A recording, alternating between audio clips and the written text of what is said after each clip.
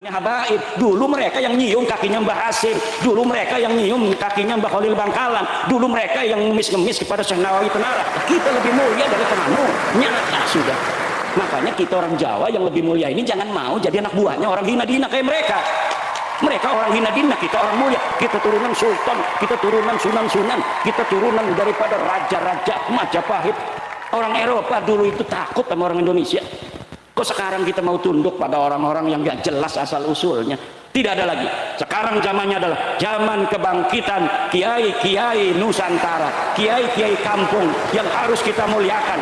Mereka lah yang mengajar kita Al-Quran, mereka yang ngajar kita cara ngaji, mereka yang ngajar kita bagaimana ibadah, mereka yang ngajar kita bagaimana wudhu, mereka lah yang mengajari kita tentang kehidupan. Maka kiai-kiai kampung lah yang harus kita muliakan dan harus kita tinggikan derajatnya.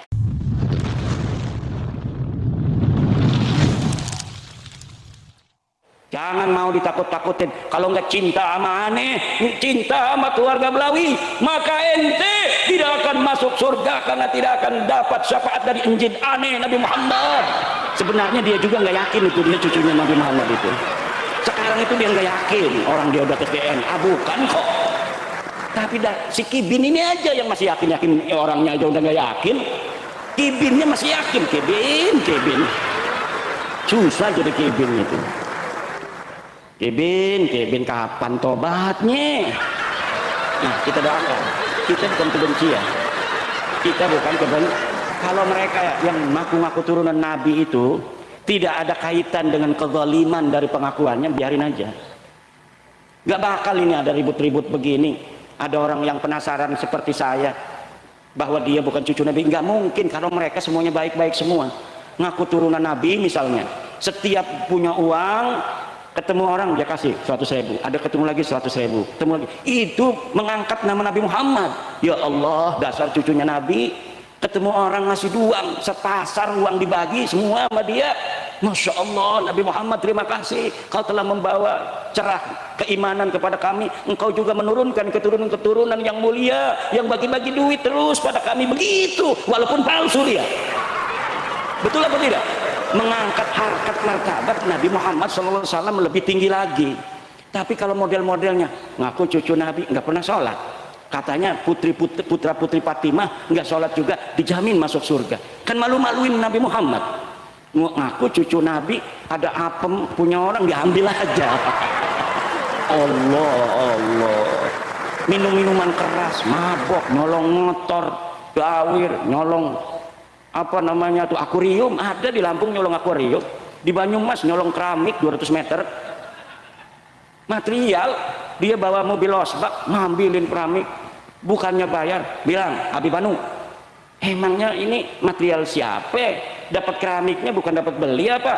Enak amat membawa nama Rasulullah untuk hawa nafsunya dia. Ini adalah merendahkan harkat martabat Rasulullah. Wajib bagi kita untuk menjaga kemuliaan Rasulullah dengan membongkar kepalsuan nasab orang-orang yang mengaku sebagai cucu Nabi, kemudian menggunakan pengakuan itu untuk berbuat zalim dan merendahkan harkat martabat Nabi. Setuju, Bu? Asyhadu anna Ba'lawi Habib laisu min dzurriyyati Rasulillah. Merdeka. Udah merdeka itu. Insyaallah. Lebih merdeka lagi kalau ada lambang PWI di rumahnya. Ini lambang Nahdlatul Ulama di atas, karena PWI anaknya Nahdlatul Ulama. Di bawahnya lambang PWILS. Insyaallah ada Kabib masuk. Masya Allah. Langsung nggak mau dia. Nanti kiai-kiai, ada apa Beb? Mau nge-call? Enggak kiai, enggak kiai. Ini saya melihat bahwa kiai ini akan masuk surga. Saya permisi kiai, assalamualaikum. Gitu doang paling juga. Kalau sudah melihat ada gambar PWI atau foto saya.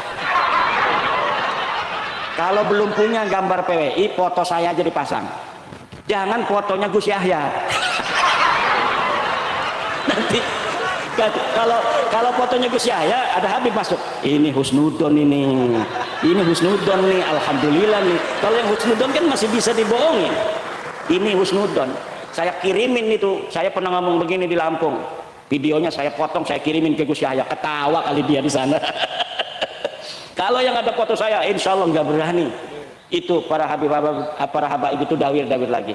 Tapi kalau ada foto Gus Yahya, wah ini babul husnudon ini, babul husnudon ini. Tuh ada katanya kiai-kiai hasil panennya diangkut Habib katanya. Lah apakah yang begitu itu pantas untuk membawa-bawa nama Rasul, Bu? Nggak pantas. Nggak pantas bawa-bawa nama Rasul. Caci makinya luar biasa. Habis saya ini dibilang cecoro, dibilang dajjal, dibilang monyet, dibilang anjing. Habis semua, kebun binatang ke saya semua. Nggak tahu kalau yang dihadapin ini adalah putra wayah Nusantara.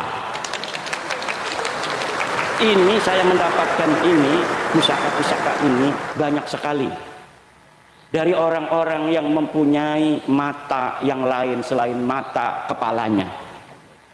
Wah ini halu nih Kiai Mat. Ya ini lagi cerita halu dulu. Karena apa, cerita-cerita apa namanya dalil-dalil kan udah selesai. Balawi udah pik, bukan cucu Nabi. Dia nggak bisa lagi bawa dalil, nggak bisa dia. Udah ditantang-tantangin tuh sama orang-orang. Berani nggak debat dengan Kiai Mat? Melempem baik. Yang suruh di depan itu orang-orang kayak kor itu kan, macam-macam. Kalau ada acara begini bikin kerusuhan.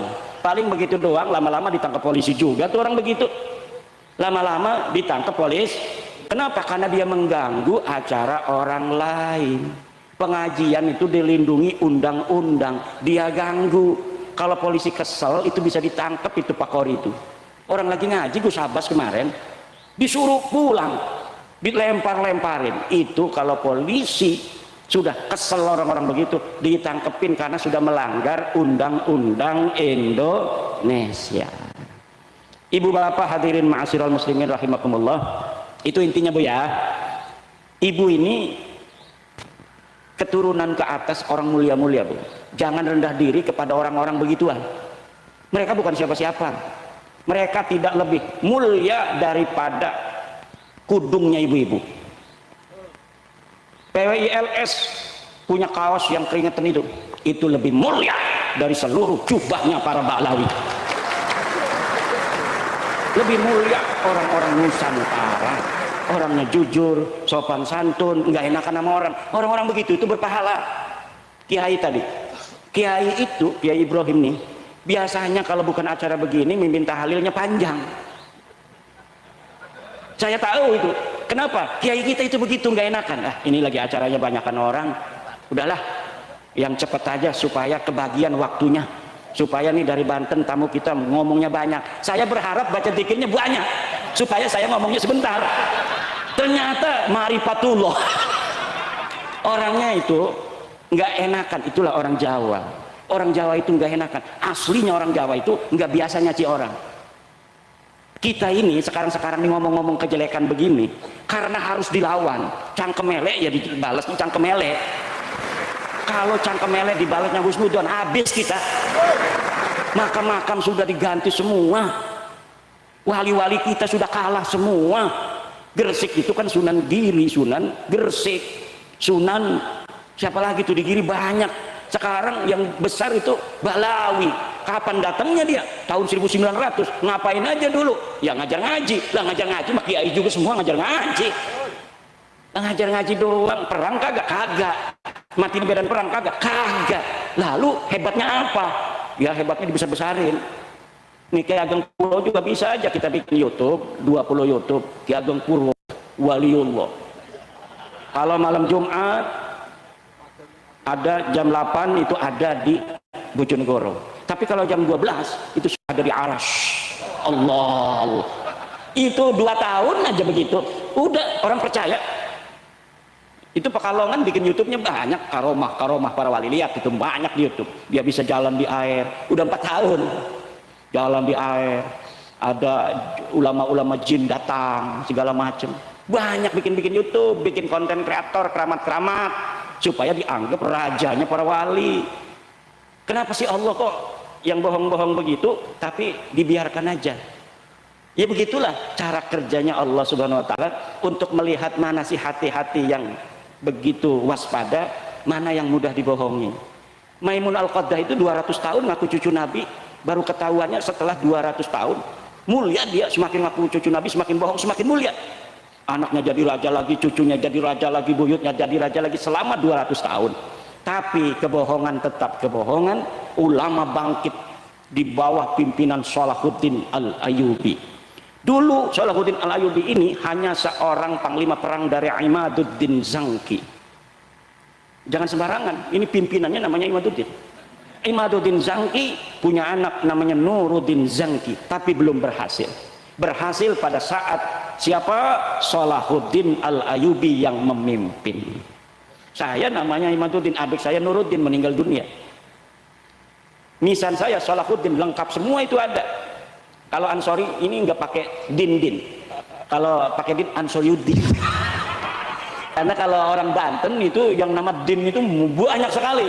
Kenapa? Daerah Jawa banyak din tapi tidak sebanyak di Banten. Kenapa? Karena dari zaman dulu sultan-sultannya pakai din semua. Hasanuddin. Ini sultan pertama. Sultan kedua nggak ada dinnya. Sultan ketiga Nasruddin. Kemudian Sultan Aliuddin, Sultan Rafiuddin dan lain sebagainya. Banyak juga yang pakainya Zainal Arifin, Sultan Zainal Asikin.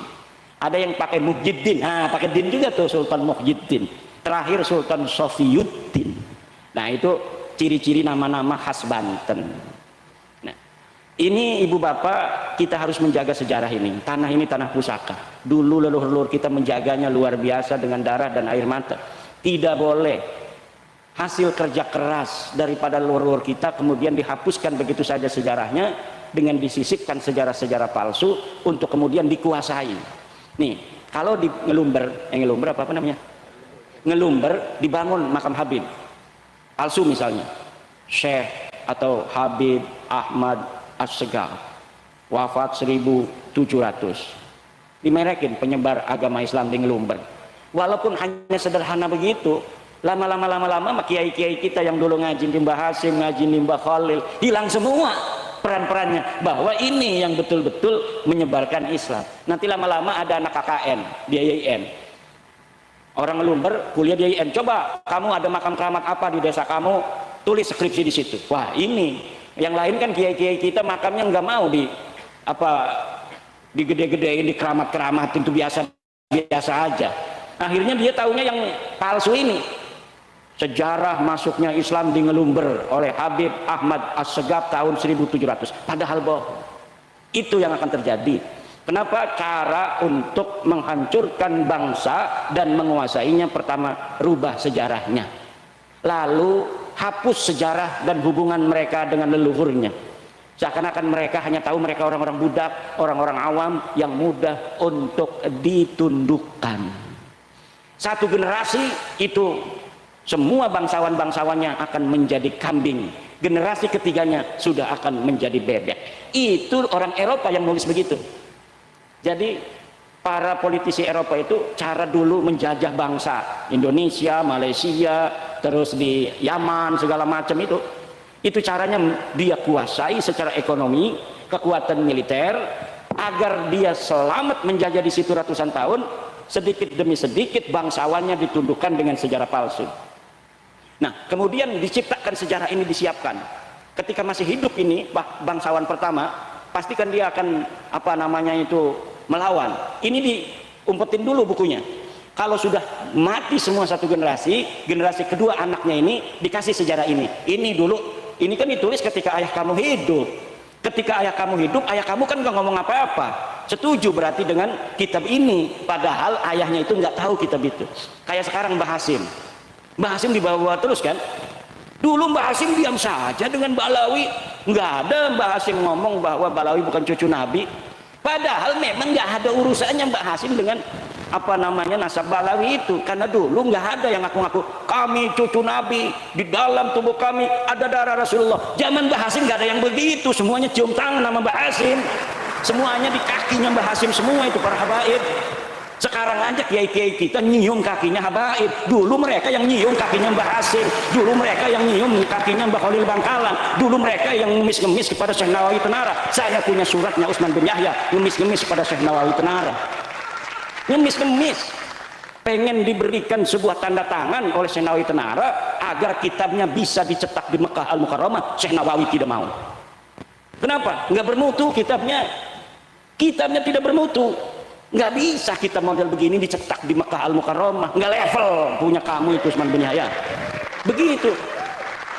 Nah, kita lebih mulia dari kamu. Nyata sudah. Makanya kita orang Jawa yang lebih mulia ini jangan mau jadi anak buahnya orang hina-dina kayak mereka. Mereka orang hina-dina, kita orang mulia. Masa orang mulia jadi anak buahnya orang hina-dina. Kita turunan para raja, kita turunan Raden Wijaya, kita turunan Hamengkubuwono, kita turunan sultan, kita turunan sunan-sunan, kita turunan daripada raja-raja Majapahit, Bojonegoro, Tuban, Wilatita. Nama besar semua. Orang Eropa dulu itu takut sama orang Indonesia. Kok sekarang kita mau tunduk pada orang-orang yang gak jelas asal usulnya? Tidak ada lagi. Sekarang zamannya adalah zaman kebangkitan kiai-kiai Nusantara, kiai-kiai kampung yang harus kita muliakan. Mereka lah yang mengajar kita Al-Quran, mereka yang ngajar kita cara ngaji, mereka yang ngajar kita bagaimana ibadah, mereka yang ngajar kita bagaimana wudhu, mereka lah yang mengajari kita tentang kehidupan. Maka kiai-kiai kampung lah yang harus kita muliakan dan harus kita tinggikan derajatnya. Assalamualaikum warahmatullahi wabarakatuh.